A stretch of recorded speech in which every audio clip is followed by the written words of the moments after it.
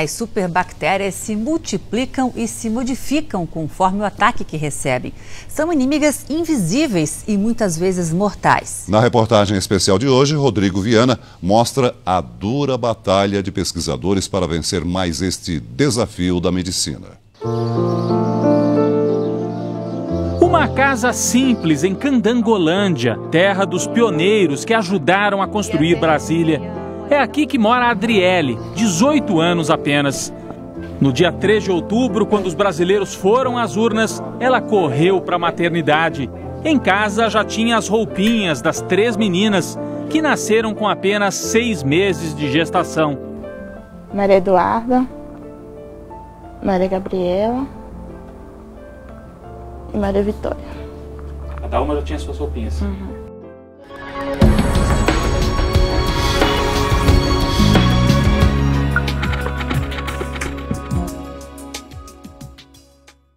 As trigêmeas, com apenas 1 quilo cada uma, tiveram que ficar na UTI. Queria ver elas crescendo, né? Mas as meninas não saíram do hospital. Com 2 semanas, Maria Vitória pegou infecção. Morreu em 3 dias. Foi vítima de bactérias resistentes, o terror das UTIs. Adriele teve que se manter forte para cuidar das outras 2 filhas. Recebeu apoio da família. Todos começaram a ver que havia muita coisa errada no hospital. Em momento faltou sonda e eles não falaram que faltavam as coisas. Aí eu ligava para minha mãe ia na mesma hora lá com a sonda. Assim, faltava álcool, faltava tudo, tudinho. Em poucos dias, as outras 2 já estavam infectadas. Maria Eduarda, nessa foto, aparece com a barriguinha inchada. Morreria 3 dias depois. Morreu 5 também. No mesmo dia. No mesmo dia, 5 crianças. Sim. E como é que era o clima lá dentro, com as mães perdendo as crianças? Era desesperado lá. Eu ficava agoniada, ligava pra Cleide, ligava pra manhã, desesperada, chorando. 5 semanas depois do parto, as bactérias também venceram Maria Gabriela. E a Adriele voltou para casa sem os bebês. Ao todo, 11 crianças morreram num período de 30 dias na UTI do Hospital Regional da Asa Sul. O diretor do hospital reconhece que nos últimos meses houve um surto provocado por excesso de pacientes, falta de material e de pessoal. Ou seja, crise administrativa, reflexo do caos político que deixou o Distrito Federal sem comando durante vários meses.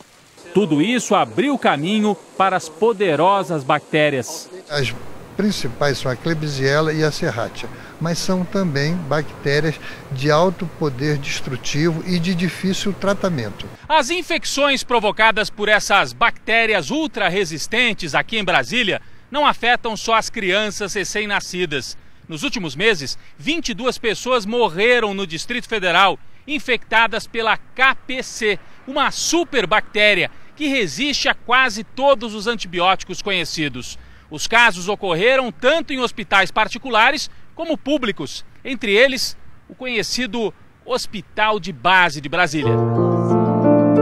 O pai de Adilson passou quase 2 meses no hospital de base. Infartado, precisou fazer pontes de safena e mamária. A cirurgia foi bem sucedida. Os problemas começaram depois. Ele estava um pouco inchado. Os rins estavam começando a não funcionar direito. Os médicos deram antibióticos, mas a infecção não cedeu. Logo descobriram que o aposentado tinha sido infectado pela temida KPC. Klebsiella pneumoniae carbapenemase, um nome complicado para um inimigo feroz. Ao longo de anos de confronto com os remédios, a KPC conseguiu alterar o próprio código genético, desenvolvendo resistência a praticamente todos os antibióticos que estão no mercado. A KPC é um micro-organismo que atua sempre dentro dos hospitais. Não há registros de casos nas comunidades. A partir de final de 2009, início de 2010, começaram a ser relatados os primeiros casos de infecções por essa bactéria.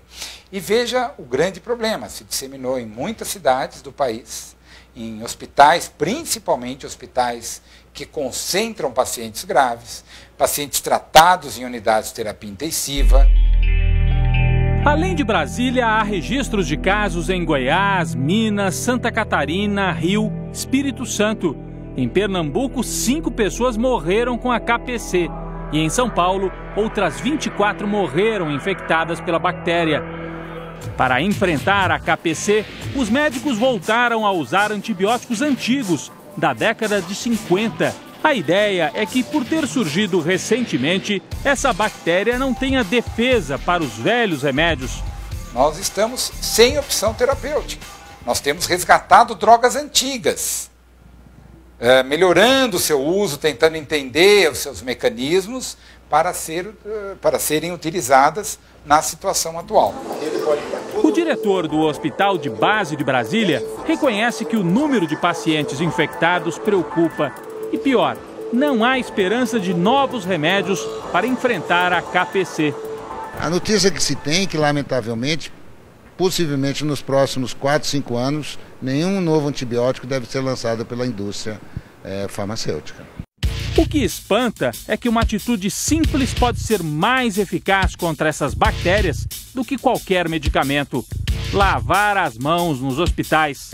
Por incrível que pareça, não são apenas visitantes e parentes que esquecem desse detalhe. Quando você atinge acima de 60% de adesão dos profissionais de saúde na higienização das mãos, todos os estudos mostram que o índice de infecção hospitalar cai vertiginosamente.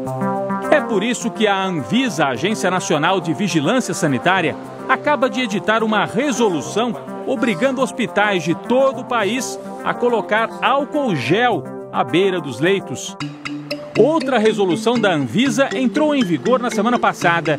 Restringe a venda de antibióticos no país.